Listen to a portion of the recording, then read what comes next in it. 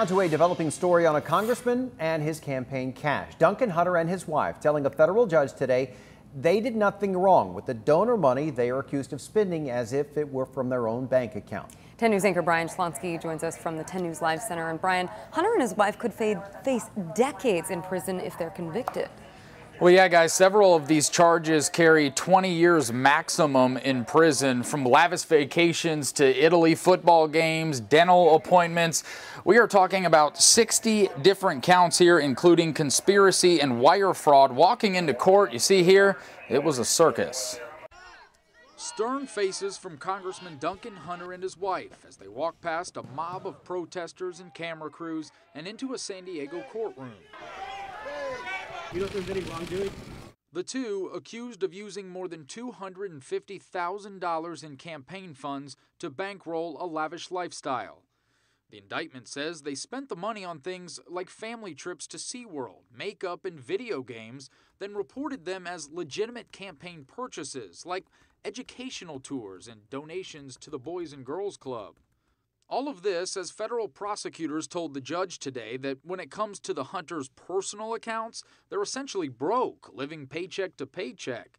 The congressman denied the charges to 10 News on Wednesday, even calling the investigation a witch hunt. That's what's happening right now. And it's happening with Trump and it's happening with me, and we're going to fight through it and win, and the people get to vote in November. Today, Hunter had no words for reporters. In the arraignment, few words as well, just phrases like yes, sir, and yes, your honor. Hunter is up for re-election in November and won the June primary by more than 30 points. With some, including Hunter's opponent, now calling on him to step down, this is what he told 10 News Wednesday about that possibility. I'm not resigning. I'm not going to resign with a bunch of leftist government folks throwing allegations at me. We mentioned that prosecutors say the Hunters' personal accounts were in disarray. Well, Duncan's salary is $174,000 a year. His bail was set at $15,000. His wife Margaret's at $10,000. Hunter also has to turn in his guns by Monday. They will be back in court on September 4th. Brian Schlonsky, 10 News. Thank you, Brian. And Congressman Hunter and his wife Margaret have been married for 20 years, but they did not arrive to court together. Margaret Hunter began as a campaign consultant and then became a campaign manager. The indictment states she concealed and disguised her family's use of campaign funds for personal vacations. It also lists purchases of cosmetics, toys, books, and theater tickets.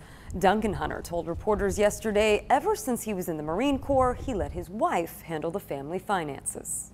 Most guys that are gone all the time, they give power of attorney to their wives, and I didn't have a lot of visibility on my personal finances. Do you feel like your husband threw you under the bus?